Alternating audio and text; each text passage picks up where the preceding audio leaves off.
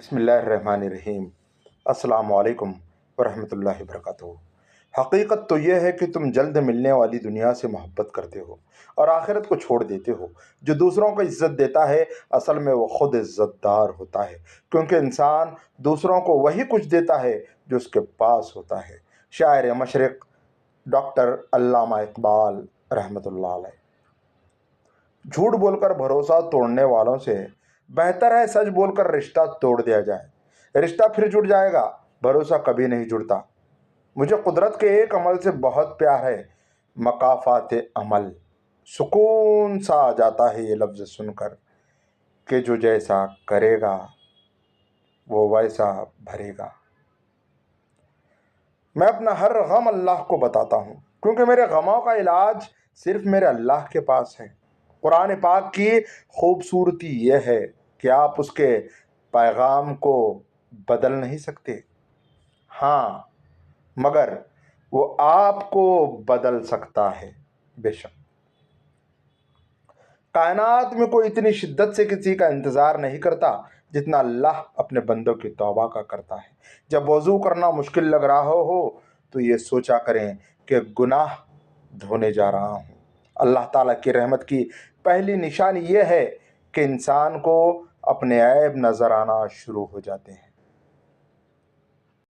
جب اللہ کسی بندے کو پسند کرتا ہے تو اس کی پریشانیاں بڑھا دیتا ہے تاکہ اسے اپنے قریب کر سکے۔ تو اللہ پر یقین رکھو، ایسا یقین جو ہر شخص سے پاک ہو۔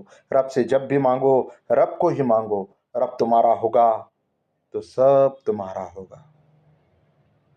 جو شخص اپنا راز چھپاتا ہے وہ اپنا اختیار اپنے ہاتھ میں رکھتا ہے۔ تباہی اور بربادی ہے ہر اس شخص کے لیے جو دوسروں کے عیب ڈھونڈتے اور لوگوں کی پیٹھ پیچھے برائی کرتے ہیں۔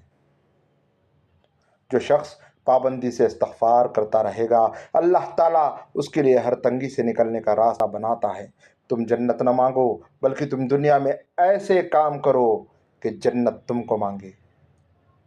کھجور کی گٹلی پر باریک سا جھلی نما ایک چھلکا ہوتا ہے جسے قطمیر کہتے ہیں۔ اللہ فرماتا ہے انسان اس کا بھی مالک نہیں، پھر اکڑ کیسی تہلکہ مچا دیتی ہیں فرش آسمانوں پر۔ محبت جب جوانی میں اللہ کا نام لیتی ہے۔ اگر عبادت کرنے کے بعد بھی تم پر مشکلیں آ رہی ہیں تو اللہ کا شکر ادا کرو، کیونکہ اس نے تمہیں پسند کر لیا ہے۔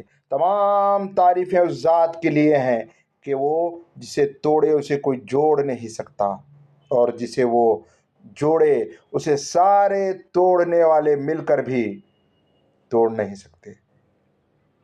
وہ عطا کرے گا، وہ شکر اس کا، وہ نہ دے تو ملال نہیں۔ میرے رب کے فیصلے کمال ہیں، ان فیصلوں میں زوال نہیں۔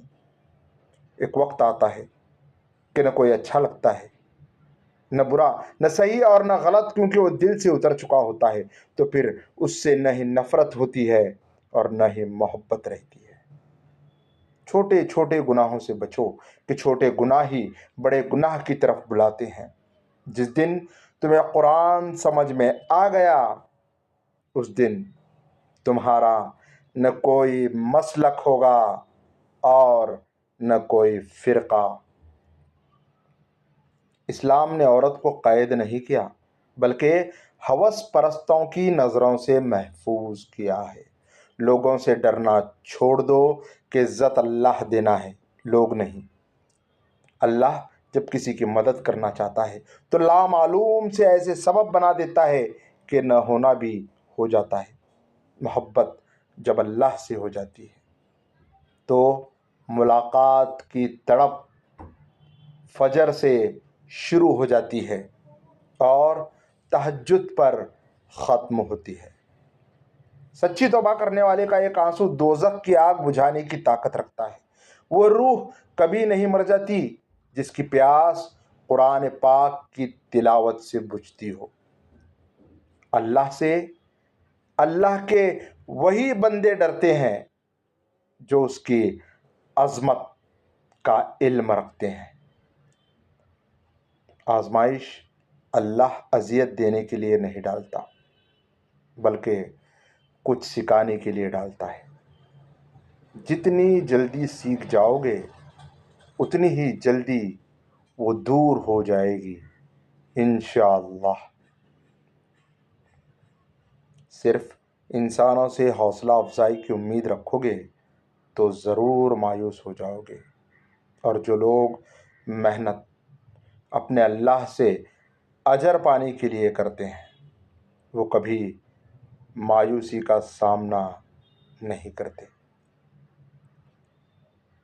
دعا دستک کی طرح ہوتی ہے، اور مسلسل دستک دینے سے دروازہ کھل ہی جاتا ہے۔ جب انسان اپنے رب پر اس قدر بھروسہ کر لیتا ہے کہ اس کے علاوہ کوئی بھی اس کی ضرورت پوری کرنے والا نہیں، تو اللہ تعالیٰ بھی اپنے بندے کو مایوس نہیں لوٹاتا۔ جب اللہ کسی بندے سے خوش ہوتا ہے تو اس کے لیے نیکی کرنا آسان اور گناہ کرنا مشکل بنا دیتا ہے۔ اللہ اکبر۔ زندگی کسی کی بھی آسان نہیں ہوتی، زندگی کو آسان بنایا جاتا ہے پیار سے، خلوص سے، اپنائیت سے، اور سب سے بڑھ کر برداشت سے۔ اپنے ارادوں میں مخلص رہو، تم اللہ پاک کی مدد کو اپنے ساتھ پاؤ گے۔ اللہ تعالیٰ نے جو کچھ تیرا حصہ مقرر کر دیا ہے، اگر تو اس پر راضی رہے گا تو گویا تم ہی سب سے زیادہ مالدار رہو گے۔